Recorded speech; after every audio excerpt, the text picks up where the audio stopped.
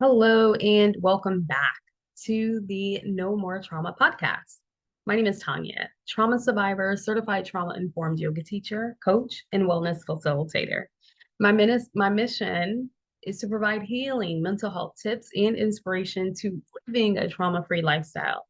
You can find this podcast on Apple, SoundCloud, and on YouTube. Hello and happy October. Oh, it feels so good to be back. If you're new, welcome. And if you're returning, welcome back. I'm so happy to have you back. Pumpkin spice season. So happy. And if you don't like pumpkin spice, you're like, oh, let me go ahead and turn off this podcast. No, you're welcome. You're welcome here. Stay. It's okay. If it's not pumpkin spice, then at least a good caramel apple something. Oh, doesn't that sound amazing? I'm just finishing up a pecan pie smoothie. We'll just call it a pie. Has dates and pecans and bananas. Some protein powder. Oh my goodness. Hello. Okay. We are in for a treat this month where I know I skipped last month's recording. And so guess what? You get two. What? Yes, you get two. So we're going to resume our normal recordings. And then after that, we will go into, if you're new, I just started a new series of the yoga therapy sessions. And so you will be getting that after this. So I'm excited. I'll be bringing that little treat. So figure I can make up some way. All right. So let's get started into our topic. I have experience with this topic, and this topic has been so prevalent in the media. And I figured, you know what? I think it's time. I think it's time to talk about it, especially over the weeks. It's definitely stuff definitely been crowding the media, the news, pop culture, all of that. So um, to saying I do to we are through. Divorces can be one of the most challenging experiences you can endure within a lifetime. No one prepares for it and sometimes never see it coming. It can be devastating and it can take a toll on your health, not only for the parties involved, but even those around you. You have to learn how to cope or navigate the world in the lens of a new normal. Whether you think marriage is not an option, maybe due to religious beliefs, or simply that you fear starting over romantically. Today, we discuss divorce and the trauma related to separation. Mm. So, as always, I invite you to just monitor your space, your breath, your body when listening to this episode. If they're, you know, it, regardless if you've experienced a divorce yourself or you are a child of parents who had to go through separation, I ask that you just make sure that you are grounded, just finding a comfortable seat as you're listening, or making sure that you have a sip of water or something that feels calming for you, just in case there is some stimulated activity. So, types of reasons for divorce and the triggers that accompany them, we will go over that. I'll also discuss the events and the stimulated activity that accompany divorce, right? And the experience itself. I will also go over. I'll also go over the how divorce can impact the body, the 5 stages of divorce, regulating tools post-divorce, stats, affirmations, and book recommendations. You'll also get the journal prompts as well. I always tend to post that on my social media platform. If you're not following me there, you can always follow me there at az.nomoretrauma. Okay, so the types of reasons for divorce and the triggers that accompany them, I first want to say that although divorce is not classified as a psychological trauma, it can it can, however, for some people become a traumatic experience. Um, I just have to, raise my hand on that. So yes, I've had my own experiences with that. So um, the events that the events in the stimulated activity that can accompany these experiences. So let's kind of peel back the layers because there may be a little confusion saying, well, I never thought divorce was trauma. Like, what is that? Or you may be saying, yes, please list them all, Tanya. So yes. So the first one is infidelity, right? So infidelity, and what we do is we kind of peel back those layers, and what that can stimulate is betrayal, secrets, or information being withheld from you. Okay. Violence, emotional and physical psychological abuse, right? That's a trauma. Substance abuse. Okay. There may be uh, feelings of guilt, loss, anger, right? Addiction, guilt, or burden. Okay. So again, we're looking at all of the things that may cause a divorce and the stimulated activity that may accompany this particular trauma, right? So, growing apart or a lack of participation in the union or connection, financial challenges, burden, shame, guilt, abuse, and power, right? We hear about that a lot, right?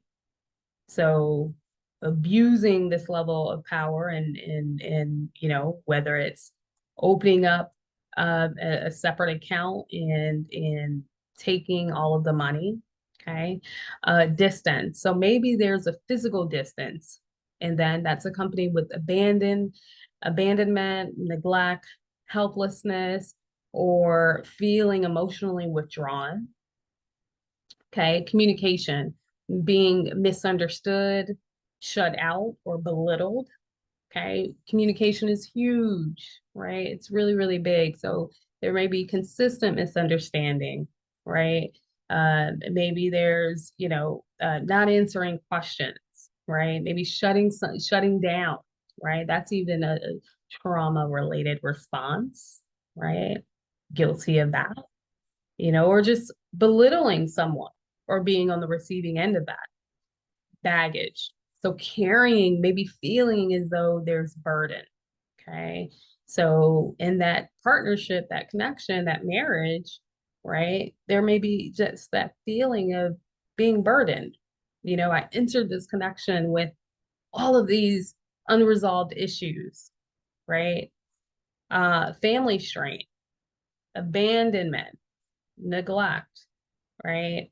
Wow, this person comes with a lot of family stress, or their family are too involved in our marriage.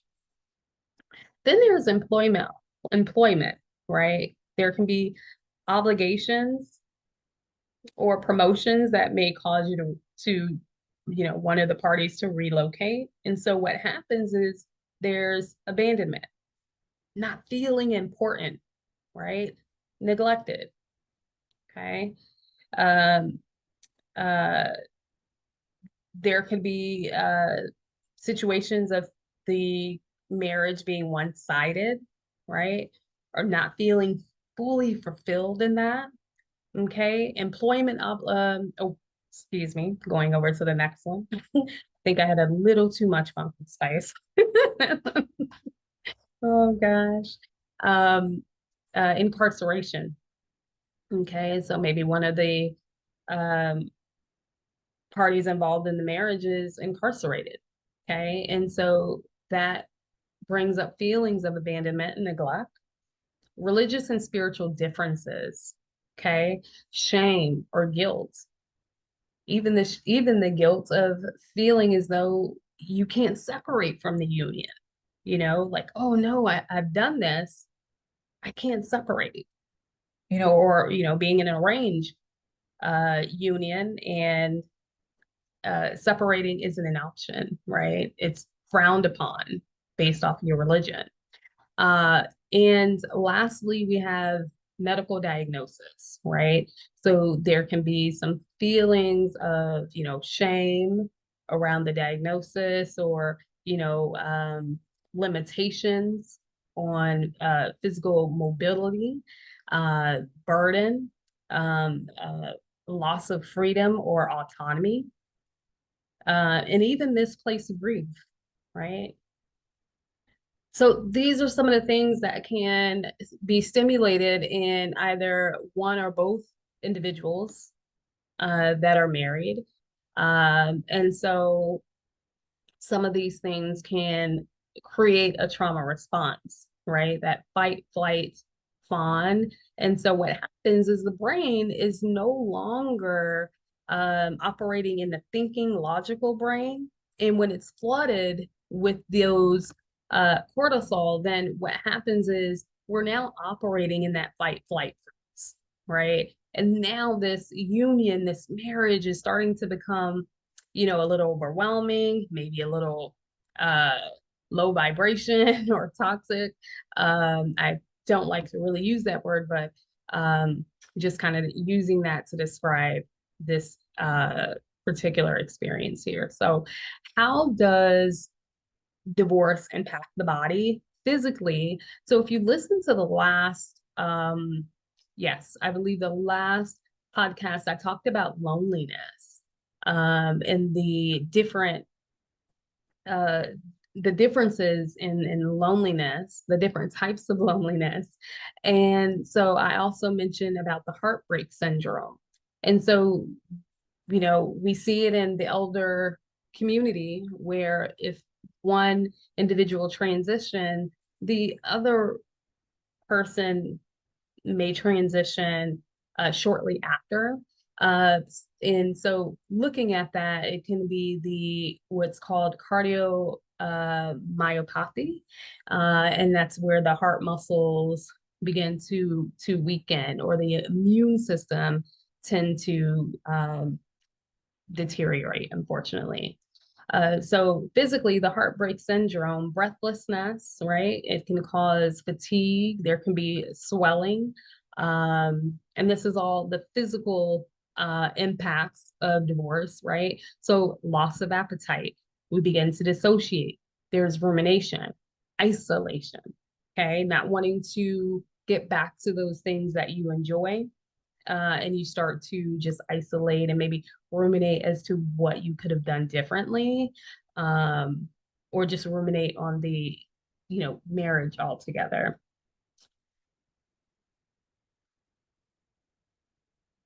And just taking a gentle pause here to take a breath.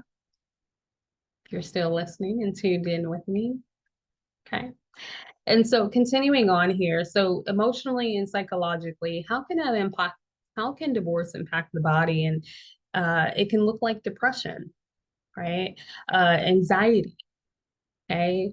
Outburst, irritation, fear, brain fog, right? Forgetting where things are, forgetting what your schedule looks like, just kind of caught in a daze, right?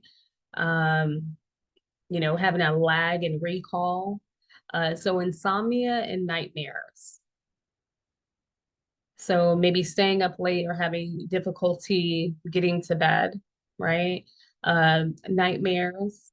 Um, I found this interesting that, yeah, up to 5 years post a trauma, nightmares can still take place. Yeah. And spiritually, how can divorce impact the body spiritually? So, disconnected from your religious practice or faith, difficulty trusting the larger um, entity outside of yourself. Okay. So, maybe we may lose hope. We may question, how did I get here? Why did this happen? Why did this happen to me?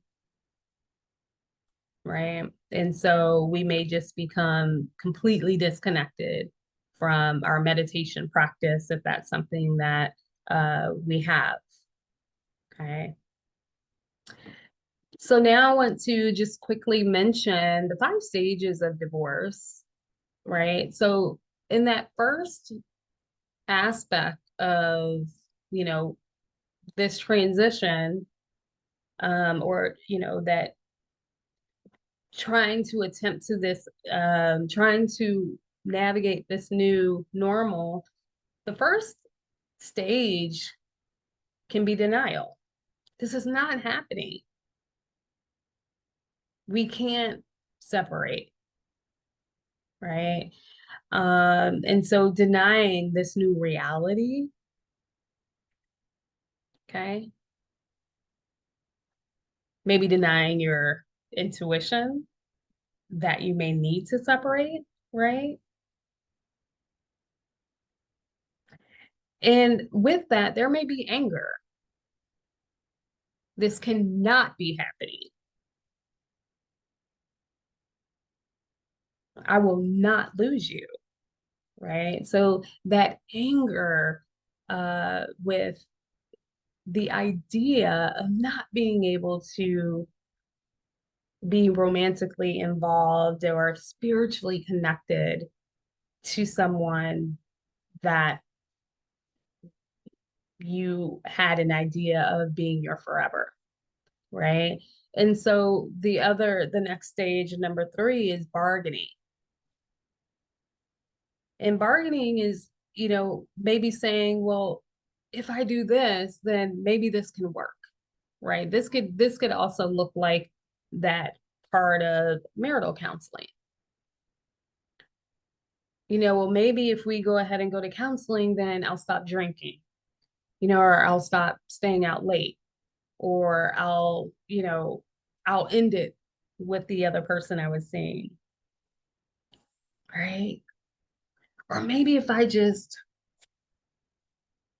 switch my schedule and I take a lesser job, maybe this will work. Mm, take a breath. Just notice where you are.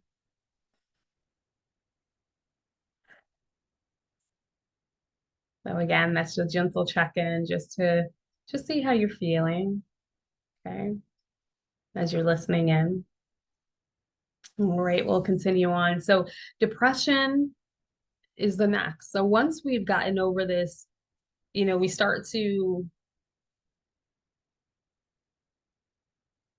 realize what's happening. There may be a part in this separation where you may feel as though life has defeated you, right? You feel defeated. And maybe the emotions can consume you. And there's nothing better out there, whether it be work, whether it be a new partner, right? A new life. It can really set you back.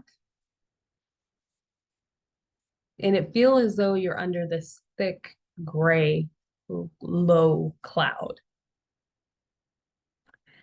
And so with that, we may start to accept this new unfortunate reality.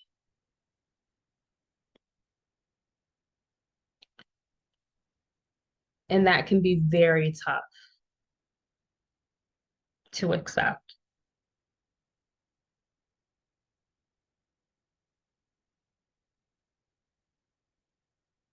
that your routines may change,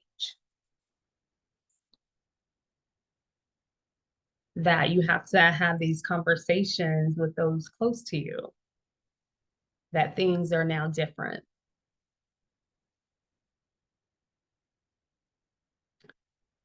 So, how does divorce impact children?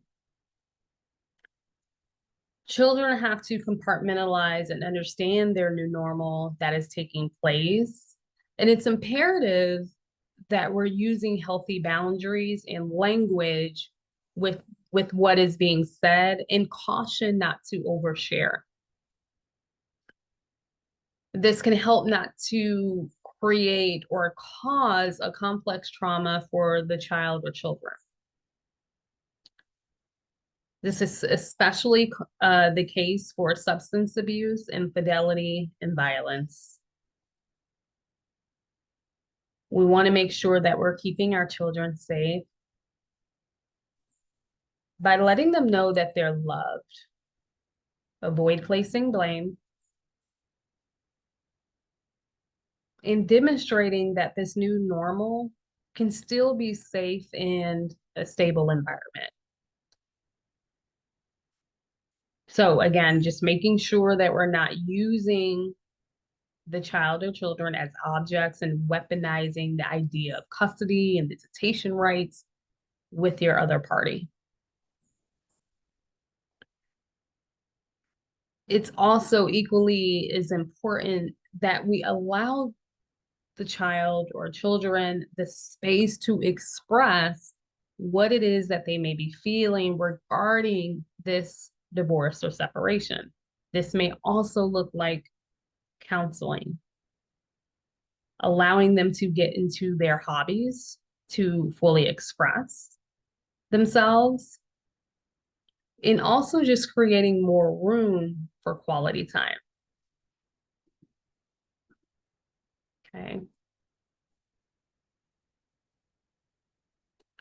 So just to quickly go over um, some stats here, and then we'll go into regulating. Okay. So an article of Forbes states that many who divorce don't give up on the institution of marriage, although a total of 64% of men and 52% of women get married again after their marriage has ended.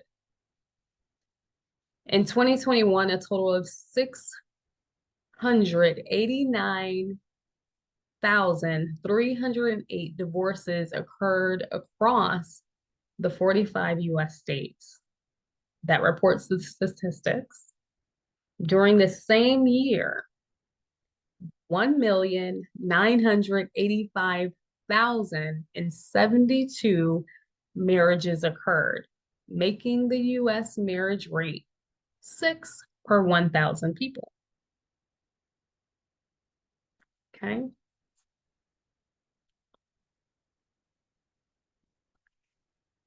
Another study, in fact, here is that children who are children of separated parents can experience or develop behavioral challenges. Okay. And so, again, just the importance of making sure that we're creating a safe environment for them, but just also, making sure that we're using healthy language and just allowing them to express themselves. Very critical and important. Okay. So now we'll look at the regulating tools post-divorce. So here is this new normal. Okay. And maybe there's a sense of freedom, and I didn't really speak to that, but there's maybe someone who's saying, my goodness, I've been with this person for so long. And so there's a piece of autonomy that I need. And so how do I get back to that? Right. And so some of those regulating tools can look like therapy and, seeking a therapist, right? Reaching out to a coach, um, can help you on that journey, right? For rediscovery and self-exploration. right? Healthy communication, and in, that it's challenging, to speak, to be able to speak that within your sessions or with your coach, and most importantly with yourself, right? Sometimes we can adopt this dialogue of, my goodness, the reason why we divorce is because of this, or I tend to do this wrong. There's, whether it's shaming ourselves or body shaming ourselves, or just being overly critical, but just adopting this healthy communication with ourselves and having a coach or therapist to support you with that. Okay. And so another thing that we can explore is taking inventory, right? So knowing your boundaries, your patterns. Um, in another podcast that I did, I believe Embracing Soft Love, post trauma, I talk about the love codes and a code of conducts, and that's a collaboration of your values, your boundaries, your non-negotiables. Begin to take inventory of that and look at that. Explore what those are. Notice if anything has changed or shifted. Okay, discover your role in the divorce. Right. Um, Start to reach out to your community, whether that be through church, meditation temple. That was something that I did. It was so helpful. I, strengthened my meditation practice post divorce. I had started it when I had met my partner at the time, and after that, it had gotten stronger. Sisterhood, right? So finding that sisterhood or men groups, right? Um, or whatever group that may be suffice for yourself that you blend in with, right? Based off of your identity.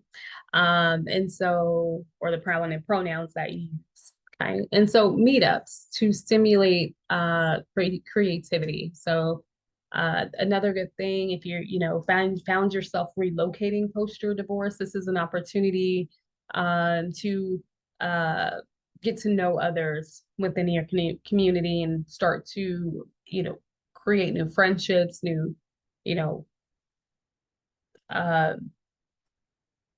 working partners, whatever that looks like, to stimulate that creativity and getting back to those hobbies. So journaling is really good to help process everything that may have taken place. Audio journaling is really good to document your healing, right? So the idea is you want to um, explore what it is that you're feeling, be able to articulate that, but also just documenting that healing journey for yourself, right? And so fitness and wellness. So getting back to that, if that was something that you may have, lost, right, in your connection. But fitness and wellness. So maybe changing your diet, right? Taking a wellness vacation if that's something that you need. Um, Revenge body. I just kind of stuck that in there because I know that's a funny little topic the world is using or the media, should I say. But check your health. I think that is also equally as important, especially if you felt in, if the reasoning for your divorce was infidelity, it is really important that you are checking on your health, right? So making sure that you're safe and protected. Um, so the next one is forgiveness. And what I'll say about that is what I've learned, forgiveness is a journey. Oh, it is a journey. And I think we all have our different beliefs around forgiveness and what that looks like. And so I think, forgiveness is also sacred to you. And so it can go as far as, you forgiving yourself for anything that you may have let slide. I'll say that. Some things that you maybe tucked away and felt as though didn't matter.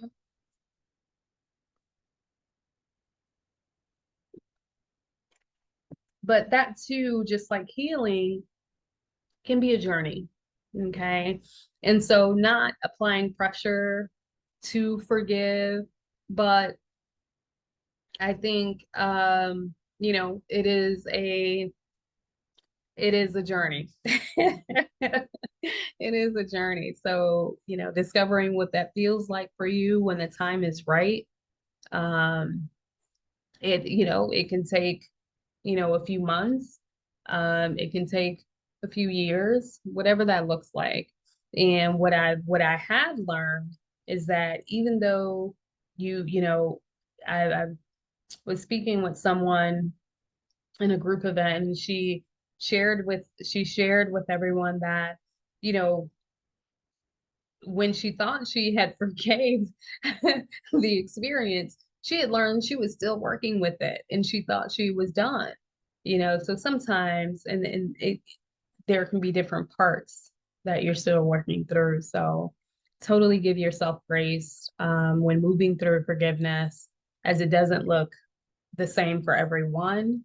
And, most importantly, you know, when you're ready to give that freedom to yourself is mostly important, I think.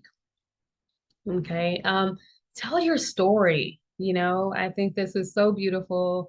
Tell your story, whether it's through a book, whether it's through a podcast like I'm doing now, through a support group, through food, if that's something, if that was something that was revealing to you in your divorce or separation, do it through the level of art, right? Music, poetry, right? Skincare line, all of you have this new glow now that you're you're separated. So whatever that looks like, but tell your story, if you feel comfortable. How do we move from victimhood to survival? How do we move from victimhood to thriving, right? To survivor. Yeah. So good. So, so, so good. And lastly, as we begin to bring this to a close, really quickly, I am wanting to just share the affirmation that I am deserving of love and I am a product of divine love. Yes. So repeat that, repeat that, repeat that. If you find yourself still working through a divorce or going through a separation, or you're just, consumed with all of the information that's out there in the media, and you are manifesting that that is not your experience, and you want to just reclaim this affirmation: I am deserving of love and I am a product of divine love. Okay, book recommendations. One that really helped me through my divorce, in the meantime, Ayanla Van Zant, as you know, for those who have always been tuned in, Ayanla Van Zant is one of my favorites. In the meantime, was really, really good. Another that I had found, Sylvester McNutt, Care Package. Really, really, really, really good book. This really helped me. It was just divine timing how this book landed in my lap. It was just a very divine experience. I absolutely loved it. So, Care Package by Sylvester McNutt. Fun fact, he actually uh, uh, does yoga at the studio in which I used to teach. So, Thich Nhat Hanh, anger, Thich Nhat Hanh, anger, right? So if you're moving through one of those stages and the stages I talked about in divorce and you're stuck in that area, then anger, I highly recommend. Jay Shetty, this is a free book you can find on YouTube. I just completed this book this year and absolutely enjoyed it. So, Eight Rules of Love by Jay Shetty, All About Love by the famous Bell Hooks, Marianne Williams, A Return to Love, beautiful book. Another one you can get on YouTube and tune in throughout your day or weekend. One that I am so excited to be diving in. I've been looking for this book for 5 years. I stumbled across it. So How to Love and Be Loved by Yogananda. So stumbled across this book before I even became a certified yoga teacher and couldn't find it anywhere. And guess what? I found it. So I'm excited to be diving into that. And then the Milk and Honey by, oh my goodness, I hope I'm saying it right. Rupi Kaur. Oh my goodness. So yeah, Milk and Honey, if you're into the poetry and the art of the healing process. So yeah. All right. So the journal prompts I will put on my social media platform at daisy.nomortrauma. Other episodes mentioned loneliness if you haven't tuned into that, and then embracing soft love post trauma. Feel free to go tune in and listen to that. I'm so excited that you are here with me. I'm so happy. I love doing this. And yeah, if you want to say hi, feel free. And if you want to join me on the mat, feel free to follow me to learn just how. Such a joy. All right. So I will see you back in another episode. Remember to live abundantly, love your authenticity, and radiate organic happiness. But most importantly, live a life of no more trauma. Be well. Namaste.